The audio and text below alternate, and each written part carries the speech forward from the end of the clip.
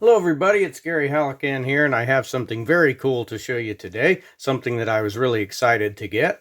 Today we are looking at a Lego type building kit of Mad Max's Pursuit Special, the last of the V8 Interceptors. Of course it doesn't say that on the box. For the sake of being unlicensed, it says Max Falcon on the box. So the reason it says that is, of course, the original car was a modified 1973 Australian Ford Falcon, right? And so this version that we're going to get here is going to be the one with the gas tanks in the back from the Road Warrior. So this is the slightly more modified version from the second movie. It's very awesome to get this because we are probably never going to get an official Lego release of this car, one of the greatest movie cars ever, because of course all the movies in the series are R-rated, right? And Lego generally tends not to associate too much with R-rated kind of things. So this may be the best that we get, and it should be pretty cool, I think. You can see here it is 1,068 pieces, so that should make it fairly impressive. And to show you how large this box is, and it's very heavy too, here is a Lego Speed Champions box to compare to it. So you can see it is fairly sizable there. If we look on the side of the box, it's still in camera here,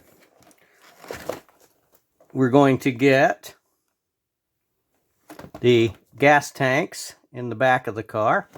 And right here, this looks like, I think maybe the box of dog food. It's kind of what that looks like.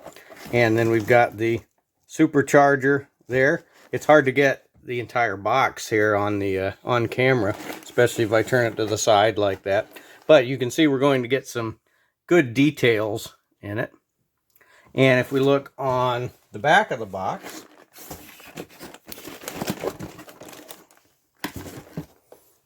we have a picture of the car there, and we have probably the only information we're going to get on what company might have made this. It says here the manufacturer is Shantou City Gooders Precision Technology. So I don't know if that's the company name or what, but that's all the info we're going to get there.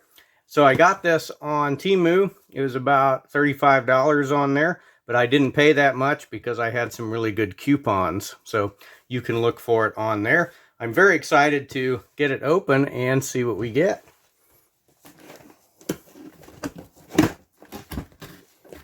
So we have manual here, big manual. It's not super terrible thick, but good size here. And it looks like might be a challenging build. It looks like some Technic style steps in there. There's the seat. So might be a little bit of a challenging build. Doesn't appear to be any stickers at all for this one.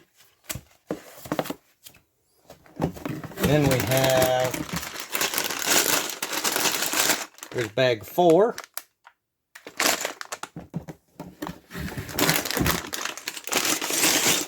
Here is bag 2. Another part of bag 2. Bag 3. Another bag 4. Another 2.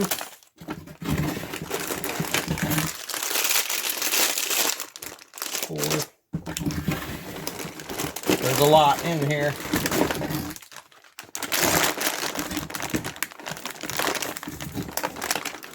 Even more still in there. It's not all going to fit on my table all at once. But you can see here lots of bags of parts, mostly in black. And there's a windshield right there. Okay, so I'm going to put most of these back in the box, and then I'm going to build this, and I'll come back and show you what we get. Okay, so here's what it looked like after part 1 of the build, and part 1 was definitely the section that took the longest. So here's what it looked like after part 2. Part 2 was the shortest section. Here's what it looked like after part 3. And now here we are with our complete Pursuit Special. And as you can see, this thing is epic. There is really no doubt at all about what car this is supposed to be. I think it captures the look and the shape of the real car really excellently. The only aesthetic complaint you could have on this is that since it's the version of the car from the second movie, that it should be rustier and have some rust and dirt and some things like that instead of being shiny gloss black. Other than that, I don't think you can complain aesthetically. I think it really looks great. And not only that, it is totally loaded with detail. So you can see here in the back, we have the 2 large fuel tanks.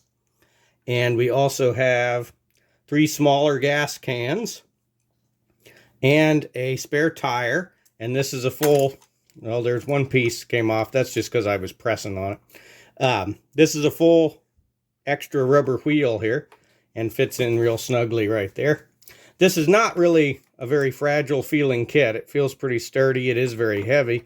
This piece right here is only secured at a couple spots. So since I pressed on it, that's why it fell off there. Otherwise, I think this feels like a pretty sturdy kit. So also in the back there, you see there are some crates in there and another barrel. And we do have opening doors on this. So if we open this door, I think this is supposed to be the crate, the case of dog food. I think that's what that's supposed to be on the passenger side there. That is the passenger side because this is an Australian car. So if we turn around and look at the driver's side, we can open the door on there. And we have in here, I don't know how well you'll be able to see it, but we do have a steering wheel and we have some gauges.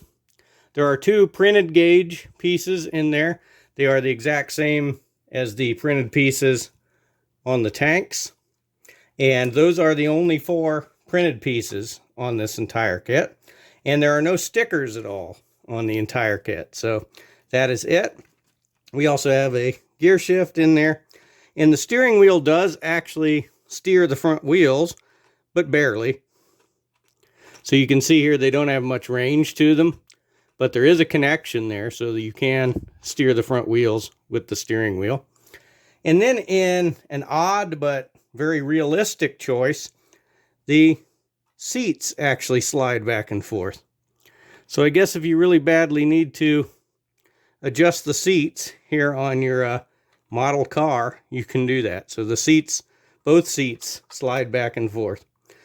So odd but choice to put that in, to put in that level of detail, but it is realistic, I suppose.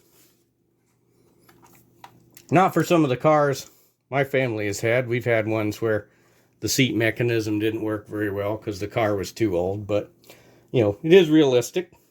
And we do have an opening hood. So the easiest way to get it open, you can kind of slide it forward a little bit and then open it up. And we can see the engine detail in there. And it actually has a prop for the hood. So there we go. It should be a little longer, I think, to hold the hood up better so you can get a better look in there. But it's cool that it has it. So as you can see, really great detail on this. All kinds of details all over it.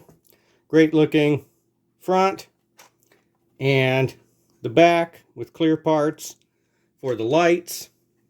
Again, aesthetically, you can't really beat this, I think. It's got basically everything that it needs to have. Looks exactly like the car that it's supposed to be, right?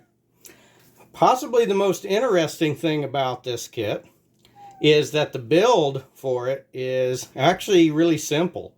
I found the build to be what I would call kind of a meat and potatoes sort of build, right? So it's made of mostly bigger chunky parts and none of the steps are very confusing. You just kind of chug along at it until you're done. So some people might not go for that. Some people might prefer more of a challenging sort of build, but I found it pretty satisfying and relaxing to build because of that. So again, it's fairly simple. I think the trickiest thing on it is when you are installing the windshield, you should remove the steering wheel. So the steering wheel just barely clears the inside of the windshield. And so when I was putting the windshield on, I had the steering wheel pushed on too far. Couldn't get it to fit. So I would remove the steering wheel when you're installing the windshield. That's probably the trickiest part on this whole thing. The box says ages 12 and up, but I feel like even a kid a little bit younger than that who is really into Lego would not really have any trouble with this. Part 1 was the longest and most difficult section. Part 1, we built the base and the steering mechanism. But after that, parts 2, 3, and 4 just flew by. I think part 1 took maybe an hour and a half or so. And then parts 2, 3, and 4 took probably an hour or less each. They were all fairly simple. And you get an excellent result, even with that very simple build. So for a size comparison, this is quite large. So here is a Speed Champions car with it. That's the Speed Champions Lotus Evija.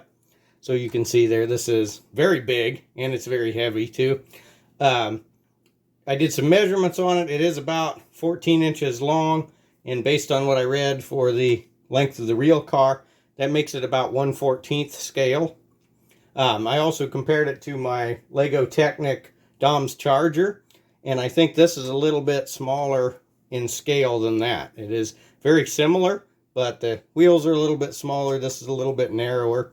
So it's just a speck smaller in scale than the Technic Dom's Charger. Like I said, I think it would come to about 1/14 scale or so. So there's really not much at all negative to say about this. I think pretty much all positives. It's an excellent kit that I think you end up with an excellent result here, and a very good representation of the last of the V8s, one of the greatest movie cars ever. So the big thing on this is the price. This is only about $8 more than a new Speed Champions car. So for that kind of price, this is an incredible value. I think, if you're into these sorts of kits, and if you're into movie cars, and if you like the Speed Champions, I think you will find this kit to be an excellent value. So, let me know in the comments if you have this kit. Let me know if you have any other models, either model kits or die cast or whatever, of the Pursuit Special here. And let me know what other movie cars you would like to see get a kit like this. Let me know what else is cool, and we'll see you in the next review.